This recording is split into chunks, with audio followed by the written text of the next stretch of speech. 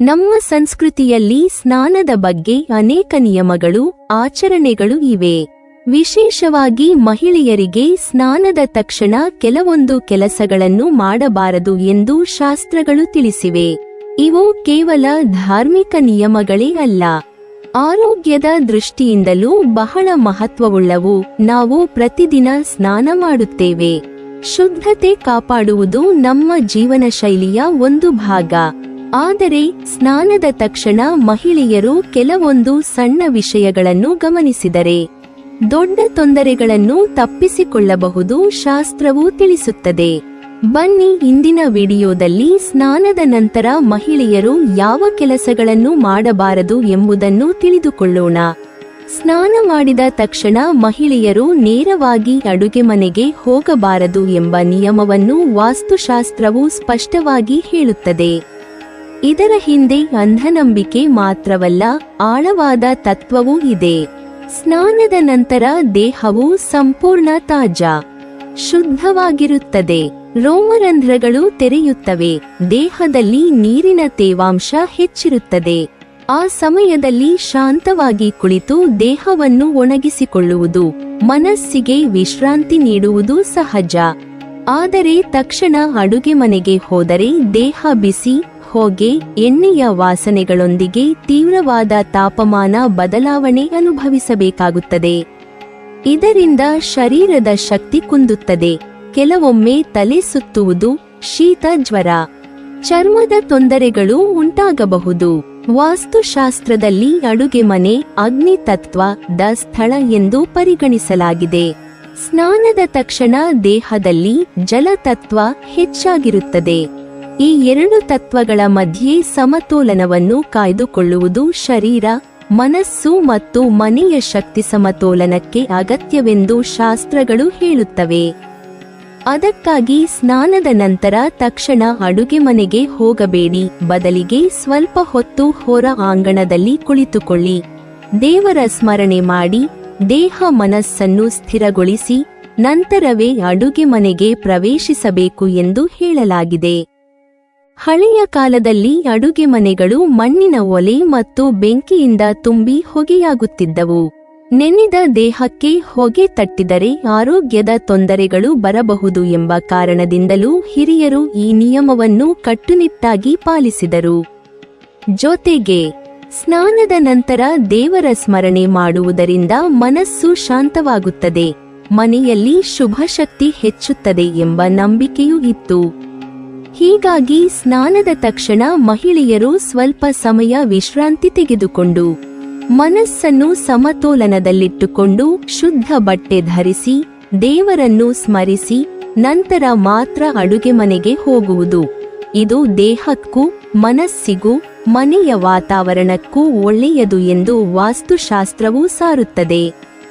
ಸ್ನಾನ ಮಾಡಿದ ತಕ್ಷಣ ಮನೆಯನ್ನು ಸ್ವಚ್ಛಗೊಳಿಸುವುದು, ಒರೆ ಹಾಕುವುದು ಅಥವಾ ಗುಡಿಸುವಂತಹ ಕೆಲಸಗಳನ್ನು ಮಾಡಬಾರದು ಎಂದು ಹಳೆಯ ಶಾಸ್ತ್ರಗಳು, ಆಚಾರ ವಿಚಾರಗಳು ತಿಳಿಸಿವೆ.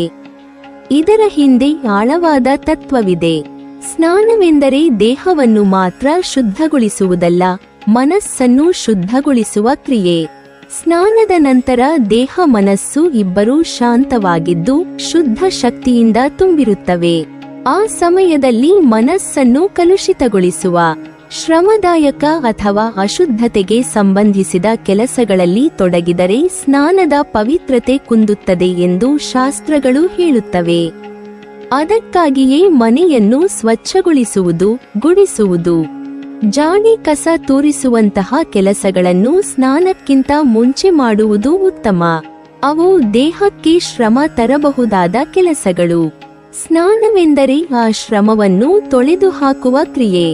ಆದರೆ ಸ್ನಾನದ ನಂತರ ಮತ್ತೆ ಅದೇ ಕೆಲಸಗಳಿಗೆ ಕೈ ಹಾಕಿದರೆ ದೇಹದ ಶಾಂತಿ ಕಳೆದು ಹೋಗುತ್ತದೆ, ಮನಸ್ಸು ಮತ್ತೆ ಗೊಂದಲಕ್ಕಿಳಿಯುತ್ತದೆ. ಹಳೆಯ ಕಾಲದಲ್ಲಿ ಸ್ನಾನವನ್ನು ಕೇವಲ ದೇಹದ ಶುದ್ಧತೆಗೆ ಮಾತ್ರವಲ್ಲ, ಪವಿತ್ರತೆಗೆ ಕೂಡ ಪ್ರಾತಿನಿಧ್ಯ ಮಾಡಿಸುತ್ತಿದ್ದರು. ಸ್ನಾನದ ನಂತರ ದೇವರ ಪೂಜೆ, ಧ್ಯಾನ, ಸ್ಮರಣೆ ಇವುಗಳನ್ನು ಮಾಡುವುದೇ ಶ್ರೇಯಸ್ಕರ ಎಂದು ಹೇಳಲಾಗಿದೆ. ಸ್ನಾನದಿಂದ ಬಂದ ಶುದ್ಧ ಶಕ್ತಿಯನ್ನು ಆತ್ಮಶಾಂತಿಯ ಕೆಲಸಗಳಿಗೆ ಬಳಸಬೇಕು ಎಂದು ಹಿರಿಯರು ತಿಳಿಸಿದ್ದರು. ಮನೆಯ ಕೆಲಸಗಳನ್ನು ಮುಂಚೆ ಮುಗಿಸಿ ಸ್ನಾನದಿಂದ ಹೊಸ ಶಕ್ತಿ ಪಡೆದು ಅದನ್ನು ಪೂಜೆ, ಪಠಣ ಅಥವಾ ಶಾಂತ ಚಟುವಟಿಕೆಗಳಿಗೆ ಬಳಸುವುದು ಇದೇ ಸಾಂಪ್ರದಾಯಿಕ ಜ್ಞಾನ. ಹೀಗಾಗಿ ಸ್ನಾನದ ನಂತರ ತಕ್ಷಣ ಜಾಡು ಹಿಡಿಯುವುದಕ್ಕಿಂತ ದೇಹ ಮನಸ್ಸು ಶಾಂತವಾಗಿರುವ ಆ ಕ್ಷಣಗಳನ್ನು ಆಧ್ಯಾತ್ಮಿಕತೆಗೆ ಮೀಸಲಿಡುವುದು ಉತ್ತಮ. ಸ್ನಾನಕ್ಕೂ ಮುಂಚೆ ಶ್ರಮದಾಯಕ ಕೆಲಸಗಳನ್ನು ಮಾಡಿ ದೇಹದ ಅಶುದ್ಧತೆ ತೊಳೆದು ಹಾಕಿ ಸ್ನಾನದ ನಂತರ ಮನಸ್ಸಿನ ಶುದ್ಧತೆಯನ್ನು ಕಾಪಾಡುವುದು ಇದೇ ಶಾಸ್ತ್ರಗಳು ಸಾರುವ ಸರಿಯಾದ ಕ್ರಮ.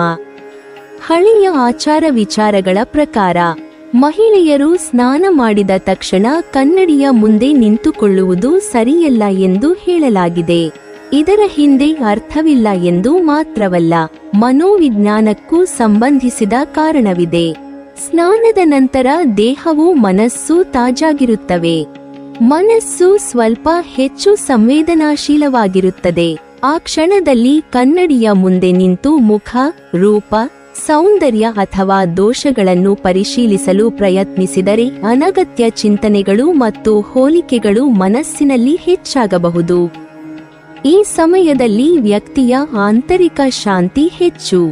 ಆದರೆ ಕನ್ನಡಿಯ ಮುಂದೆ ತಕ್ಷಣ ನಿಂತಾಗ ಹೊರಗಿನ ರೂಪದ ಮೇಲೆ ಹೆಚ್ಚು ಗಮನ ಹರಿಸಿ ಅಸಮಾಧಾನ ಅಥವಾ ಆತ್ಮವಿಶ್ವಾಸದ ಕುಗ್ಗುವಿಕೆ ಉಂಟಾಗಬಹುದು ಎಂದು ಹೇಳಲಾಗಿದೆ.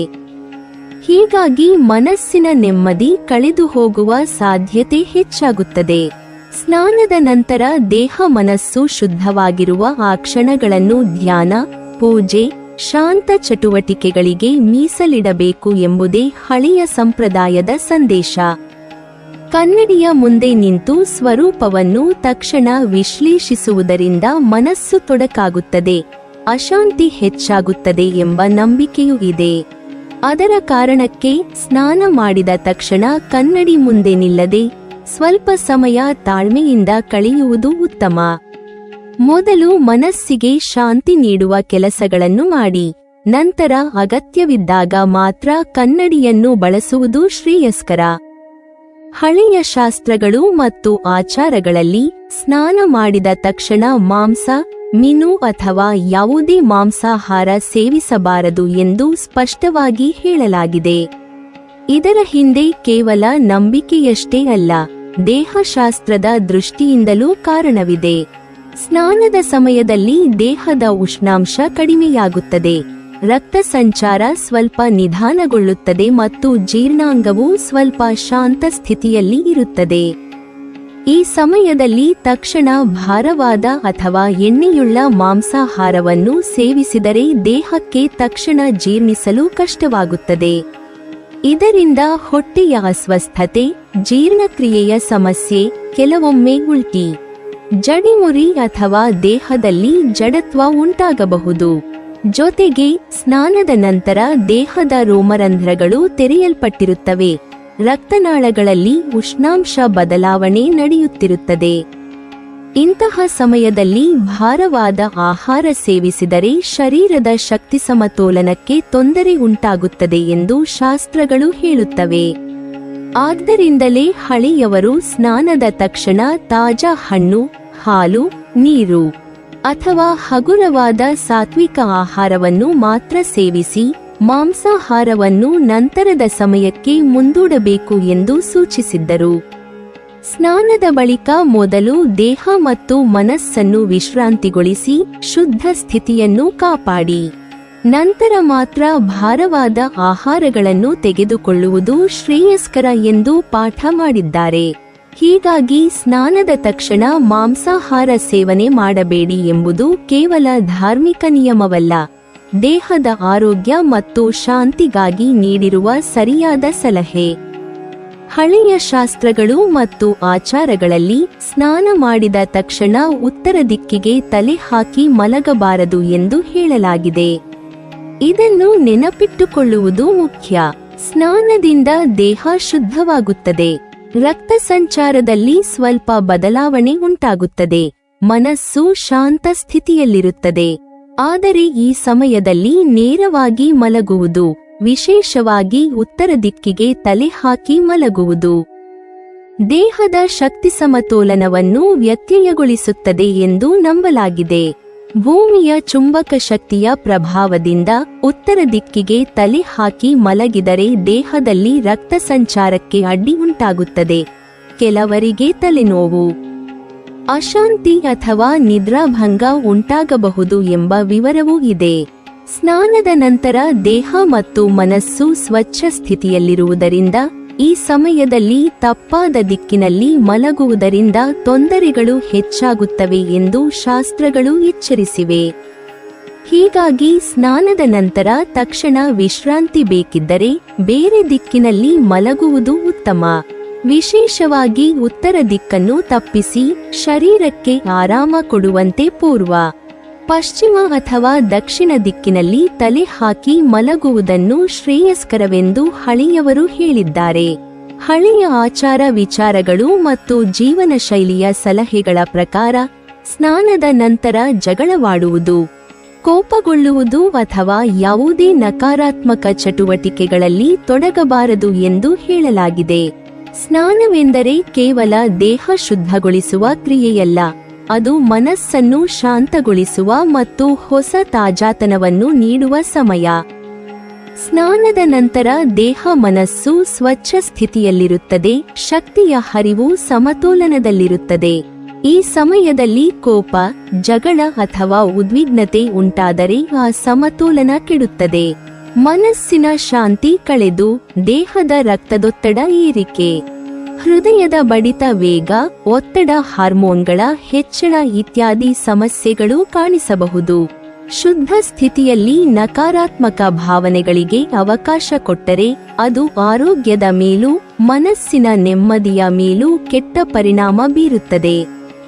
ಹೀಗಾಗಿ ಸ್ನಾನದ ನಂತರ ಸಾಧ್ಯವಾದಷ್ಟು ಖುಷಿಯಿಂದ ಹಗುರ ಮನಸ್ಸಿನಿಂದ ಇರಲು ಪ್ರಯತ್ನಿಸಬೇಕು.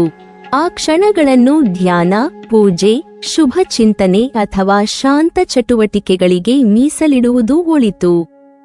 ಈ ರೀತಿಯಾಗಿ ಸ್ನಾನದಿಂದ ದೊರಕುವ ಶುದ್ಧತೆಯನ್ನು ದೀರ್ಘಕಾಲ ಉಳಿಸಿಕೊಳ್ಳಬಹುದು ಮತ್ತು ದೇಹ ಮನಸ್ಸು ಆರೋಗ್ಯಕರವಾಗಿರುತ್ತದೆ. ನೀವಿನ್ನೂ ನಮ್ಮ ಚಾನೆಲ್ ಅನ್ನು ಸಬ್ಸ್ಕ್ರೈಬ್ ಮಾಡಿಲ್ವಾ? ಹಾಗಾದರೆ ಈ ಕೂಡಲೇ ನಮ್ಮ ಇಂದ್ರಜಾಲ ಚಾನೆಲ್ ಅನ್ನು ಸಬ್ಸ್ಕ್ರೈಬ್ ಮಾಡಿ ಮತ್ತು ಪಕ್ಕದಲ್ಲಿರುವ ಬೆಲ್ ಐಕಾನ್ ಅನ್ನು ಕ್ಲಿಕ್ ಮಾಡಿದರೆ ನಮ್ಮ ಹೊಸ ವಿಡಿಯೋಗಳನ್ನು ನೀವು ನೋಡಬಹುದು.